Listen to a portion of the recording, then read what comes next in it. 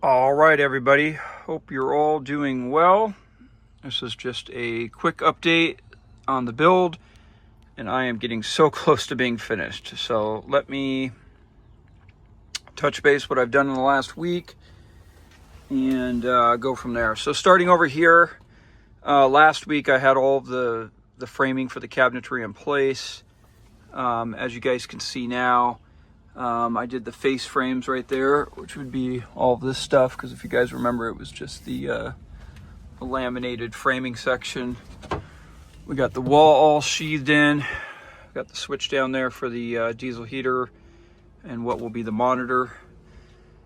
And then down here in this storage area, I've got the planks going across there, up there, you know, all the face frames on there. And I've got, so the countertops in here are going to be walnut.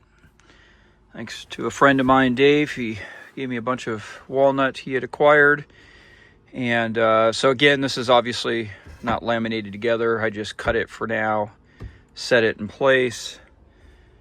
Same thing with this side. And then I have all the pieces cut up there. So my task today will be to glue in these together, getting them all smoothed out, and prep for the final install.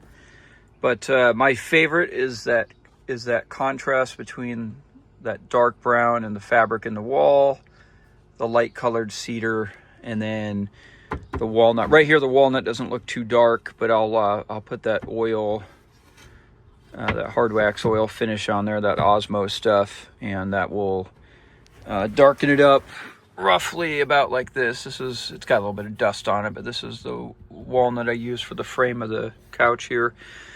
So that will make a nice contrast. And, you know, I'll probably put some little trim pieces or something like that to give it a little bit of a look. But I am liking what I'm seeing. Of course, I've got to do a bunch of finish work. You know, so one note on these ACs here is because of how I made the pod in the rear, if you were to replace or service the AC, it would have to be pulled out from the inside. So I don't know if you guys recall from Camper 9.0, but I had made a cosmetic cover that goes over the outside edge of the AC unit to seal it off, and then that could be removed with magnets. And I'll do the same thing on this one. Again, you know, you don't want to build these AC units in like they can never be removed, because you know, they will probably eventually break, or you know, for one reason or another, you might want to be able to remove it. So always kind of put that stuff in mind. If you guys are wondering what I'm doing as far as these openings, I'm still thinking about it. The water jug thing, the way that those all fit in, they kind of lock each other in. So I'm probably going to leave that right side open, but on the left side, I'll probably put a little ventilated door, down there over the diesel heater, that bottom section. This upper section, I'm going to leave it open. I might, again, put a little trim or something on it just to make it look a little nicer, but that will be open, and I'll explain part of that in a minute. I'll have a door that snaps in place over the porta potty. I haven't made up my mind on this one. I might just leave it open and put like a bungee across there, or I might put a door in it. I'm not sure. But so let's talk about the fridge here. So as I talked about last week, you know, all of the condenser and all the mechanicals of the fridge are now concealed back in that wall area, and I had some concerns about heat. One pro, and I actually put a thin slit down over the fridge before I put it on this wall. One positive about all this is the fridge is very, very quiet now, but I was concerned about the heat back there, and sure enough, it did get hot. So what I did, if you guys recall, when I built this shelf back here, I left that area open back there. I built this little plate right here, put some holes for ventilation. This is basically just held in with friction.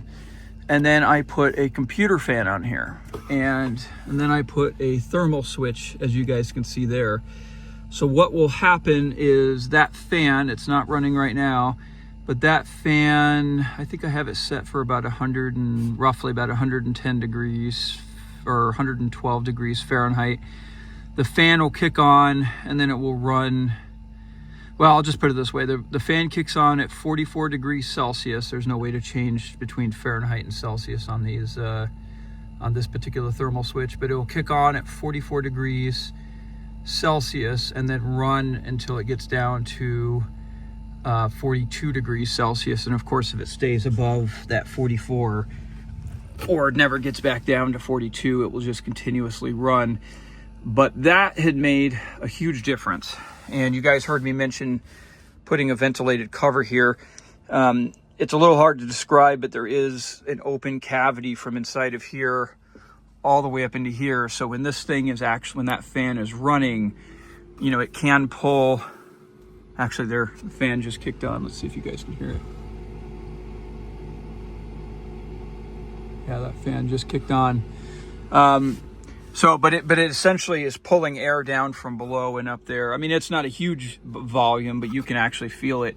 Now that made a huge difference, not only in the efficiency of how this fridge runs, but it also keeping it cool. So I mean, right here, just those few moments it's been running, you can watch the temperature dropping right now, because it was at 44. Now it's, you know, I mean, you can see it in real time dropping. So that little fan setup really helped. Yesterday we got to about, I think, 106, so pretty warm. And it was about, it kept the temperature back there down to about 110, 112 degrees, which I know sounds like a really hot, but here in the desert, that's pretty good. So the fan definitely makes a difference. The reason I put that on a thermal switch as opposed to just not letting it run all the time is because the fan, it's not loud, but it's got a little bit of noise. And you know, the switches are inexpensive, and it wasn't too hard to set up. I'm going to include a screenshot here in the discussion, and this screenshot was from an Amazon review of this thermal switch, of the guy who drew a little diagram about its wiring diagram. So I'll include that in there if you guys wanted to take a look at it. Just for the record, though, that did not come from me. That came from an Amazon review. But if you guys recall, when I built this my little power bank setup down here, I put the same thermal switch to go over the inverter there, just to kind of give it a little extra airflow when the temperature got hot. But yeah, I mean, in a nutshell, I mean, a lot of work. Oh, I almost forgot one of the bigger things. Shelves up here. So if you guys recall, I was talking about wanting to build shelves in here. And I did, and man, I love those. I really, really like. Now those will just be cubby style. You just kind of reach in there. It's about 2 3/4 of an inch deep up in the cavity up in there. But I love those shelves. I think it kind of gives the inside of this a nice finished look. And if you guys recall, that light right there was up there, but I mounted it down here. And the reason why is if I shut off the main lights, now here in the dark or in the light, you don't really see it, but just turning on those 2 little lights up there gives it a really nice low-key ambiance in there, just like a real nice subtle light. When it's dark out, when you turn these overhead ones on, it's pretty bright, which is nice because there's times you want it bright, especially in the daytime where your eyes are not adjusted. At night, it's pretty bright though, and if you were just sitting in there relaxing, it would be nice to shut these off. Just have those 2 up there just shining down a nice light. I put the switch for those 2 up here. When I finish it all up, I'll put the switch somewhere down in here. And the idea also being, if you were going to go to bed, you could shut off the main lights back here, lay down in bed, and then just reach down and shut those 2 little upper lights off. Another video, I'll show some pictures of kind of how it looks at nighttime with those lights on, but it looks really nice.